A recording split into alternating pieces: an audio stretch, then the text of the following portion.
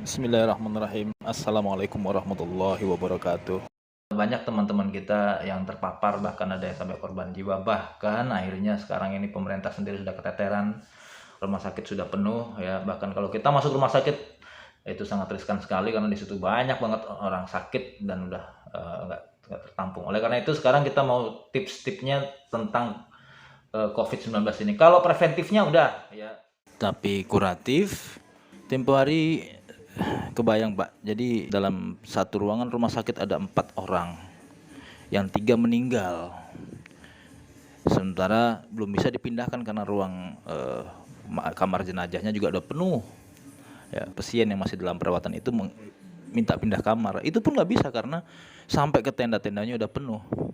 Sehingga malam itu dapat dibayangkan dalam kondisi sakit, dia harus tidur dalam satu ruangan bersama 3 jenazah.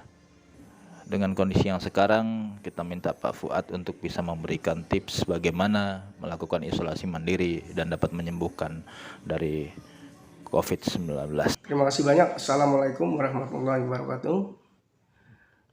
Saya Fuad BM, Ketua Absolut Cabang SPMI Purwakarta. Sedikit kita berbagi pengalaman. Kebetulan saya waktu itu terpapar COVID-19. Ketahuannya setelah diperiksa di rumah sakit Elsa, periksa darah, terus di ronsen, ternyata di dada atau di paru-paru saya itu banyak virus. Setelah diperiksa lebih lanjut, akhirnya saya dinyatakan terkena COVID. Waktu itu saya mau rawat inap, rumah sakit penuh.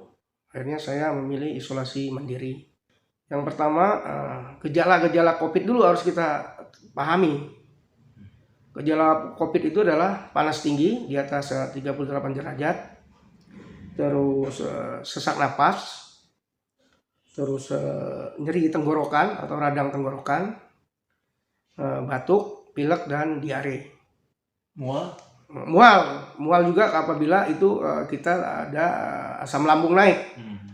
Asam lambung naik itu karena kita makan kurang, perut kosong, akhirnya asam lambung naik. Nah, asam lambung naik akhirnya sesak napas.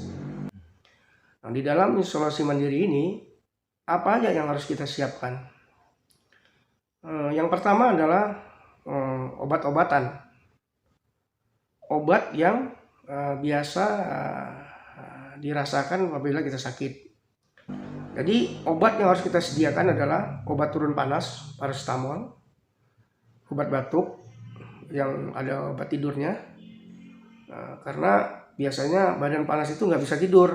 Kalau kita udah sakit terus istirahat kurang, itu tambah sakit biasanya. Tambah pikiran banyak juga. Terus obat berikutnya adalah obat asam lambung. Supaya apabila kita kembung, sesak napas, kita minum obat asam lambung. Yang kedua adalah persediaan stok makanan seperti beras, telur, ayam, ikan, minyak goreng, dan lain-lain itu yang mudah didapat dan mudah memasaknya selama 14 hari di isolasi, supaya kita sakit tapi nggak dapat asupan makanan juga repot. Nah, yang ketiga adalah orang yang bisa kita hubungin apabila yang di luar, maksudnya waktu kita isolasi itu, apabila obat-obatan atau makanan kita habis. Jadi kita bisa hubungin atau kita minta datang, minta dibeliin dulu, atau nanti kita di rumah, itu kira-kira. Nah, terus tambahan lain. Nah, untuk memperkuat yang keempat itu memperkuat imun badan kita, maka kita perlu vitamin seperti vitamin C, yaitu C1000, terus jamu atau ramuan yang kita buat sendiri. Waktu itu saya membuat jahe merah, bawang putih, serai, gula merah direbus, terus setelah matang diperes jeruk nipis. Terus saya minum itu 2 kali sehari. Nah, terus kegiatan saya adalah setiap harinya berolahraga, berjemur. Tetapi 3 hari pertama itu tidak bisa dilakukan karena itu demam tinggi dan badan meriang, kan nggak bisa ngapa-ngapain, seluruh badan sakit kecuali istirahat, yaitu tidur yang cukup Berarti obatnya obat batuk tadi. Paracetamol, obat turun panas, terus obat batuk, obat asam lambung, dan vitamin sebenarnya. Itu yang dibutuhkan itu. Istirahat ya. Ya, dan istirahat yang cukup 3 hari pertama itu karena kita susah tidur. Makanya kita perlu tidur, sebenarnya perlu istirahat. Dan jangan panik. Dan kalau bisa isolasi itu, tempat isolasi itu yang terbuka, ada tempat terbukanya untuk kita berjemur, jangan tempat yang sumpak. Jadi kalau tempatnya sumpak, pikiran sumpak, akhirnya kita jadi kemana-mana pikiran kita. Jadi saya berharap nanti apabila kawan-kawan udah terpapar ini ya, lebih baik pilih isolasi mandiri. Kalau di rumah sakit, yang pertama kita nggak bisa ngapa-ngapain, nggak bebas itu, dan kita nggak rileks juga, dan orang juga banyak terpapar. Jadi akhirnya tambah parah. Tadinya kita kena varian ini, datang yang lain, akhirnya malah terjangkit varian-varian baru lagi dari COVID-19 itu. Jadi saya berharap kawan-kawan tetap tenang apabila terkena COVID. Tapi apabila kita ada gejala ya, kita udah tahu gejala COVID seperti penciuman hilang, nggak ada rasa, badan panas, itu tanda-tandanya. Kita bisa isolasi mandiri sendiri walaupun kita nggak ke dokter. Itu karena kita bisa merasakan tanda-tanda itu. Itu kira-kira yang bisa saya sampaikan. 3 hari pertama istirahat. Istirahat. 3 hari kedua berarti menguatkan imun. Iya. Itu jamu itu udah bisa diminum hari pertama juga, Pak? Udah bisa. Itu dari pertama harus diminum. Tapi minumnya harus hangat-hangat. Usahain jangan minum air dingin, minum yang panas-panas terus. Dan makanan juga jangan yang pedas. Karena itu membuat asam lambung cepat naik sebenarnya. Makanan pedas itu. Itu kan fungsi yang pertama obat. Ada jeruk nipisnya tadi untuk paru-paru karena COVID itu kan penyakit batuk. Iya, batuk. Sakit napas itu ya. Iya. Jadi COVID itu sebenarnya sakit batuk. Cuman ini agak berbahaya dikit lah, agak berbahaya. Tapi kalau kita yang tahu badan kita itu kita sendiri, kondisi badan itu. Jadi sebelum parah, kita harus satu meyakinkan kita dulu kita bakal bisa sembuh, bisa kembali pulih, dan kita tentuin obat-obat yang bakal kita minum itu atau yang kita konsumsi itu, dan vitamin-vitamin, makanan apa yang bisa menguatkan imun kita itu harus kita tentuin, kita dan harus yakin saya isolasi mandiri saya sembuh. Bahaya kan karena penyakit pernapasan. Biasanya kalau kita udah pernah terkena lagi itu nggak lama prosesnya. Mungkin karena kita udah tahu terus kita minum obat ini biasanya 3 hari udah pulih. Nggak seperti waktu pertama kena itu memang harus 14 hari, nggak bisa. Nggak bisa cuma seminggu sembuh itu nggak bisa. Kalau pertama sekali kena.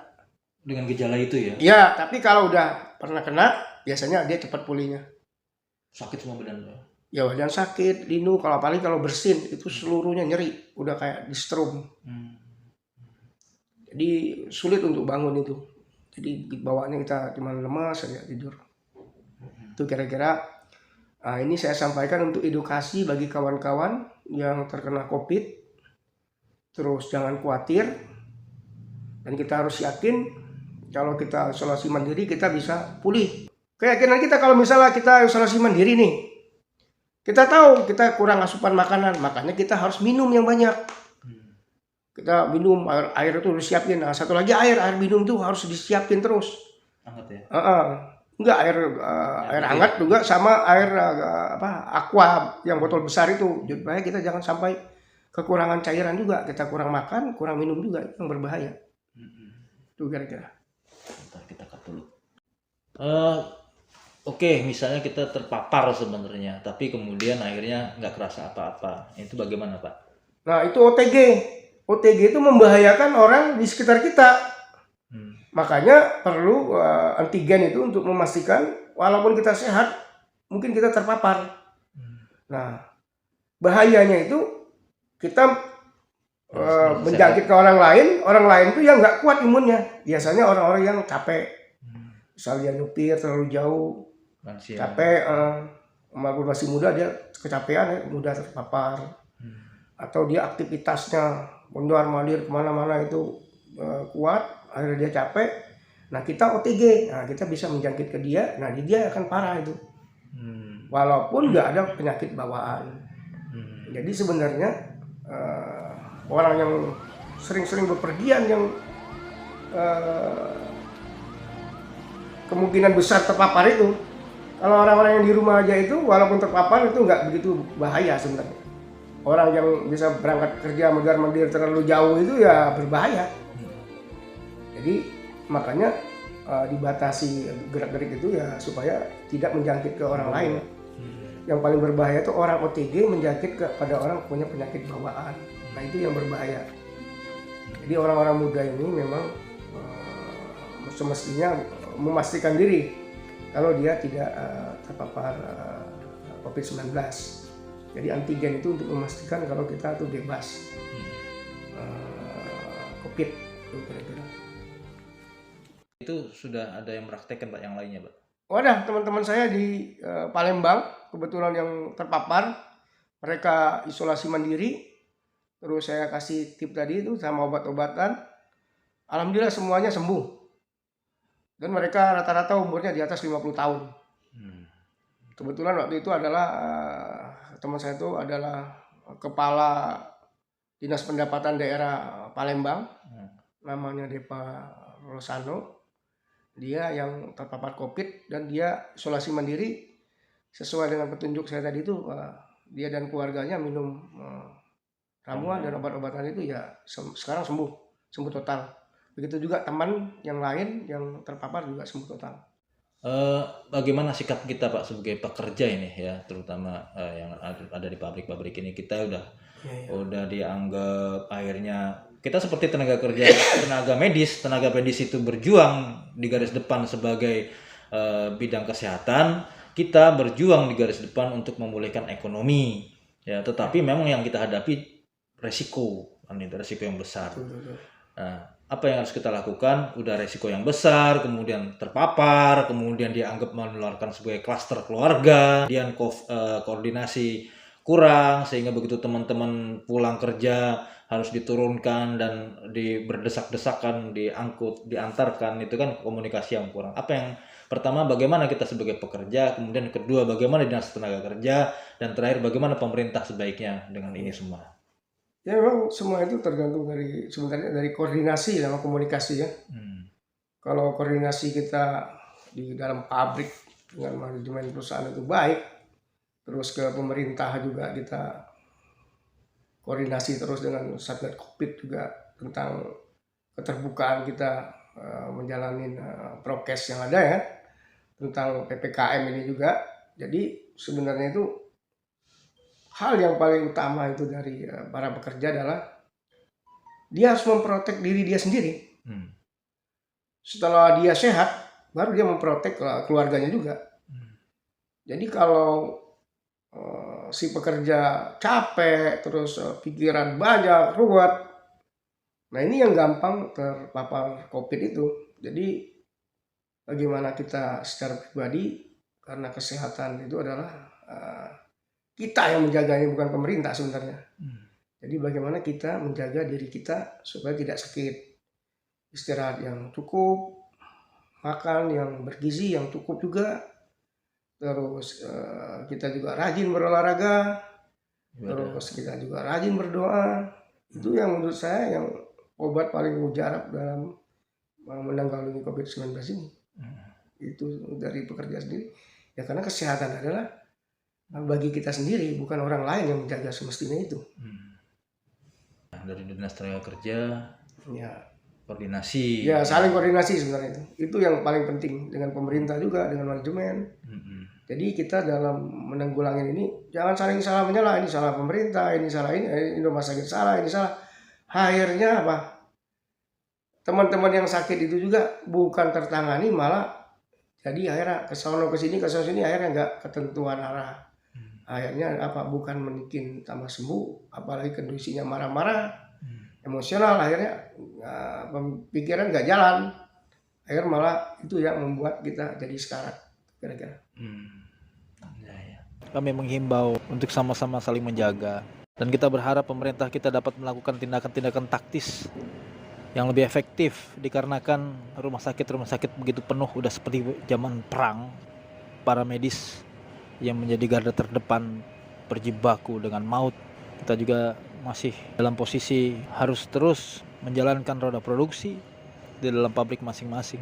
Oleh karena itu, mari kita sama-sama dukung kegiatan PPKM dengan berbuat sebaik mungkin. Tetap melakukan protokol kesehatan, bersinergi dengan semua pihak untuk melawan COVID-19 ini. Mudah-mudahan pertolongan Allah segera datang kepada kita semua. Tetap sehat, tetap ceria, tetap optimis. Pandemi ini dapat kita kalahkan. Terima kasih. Salam sehat. Bila taufiq wal hidayah. Wassalamualaikum warahmatullahi wabarakatuh.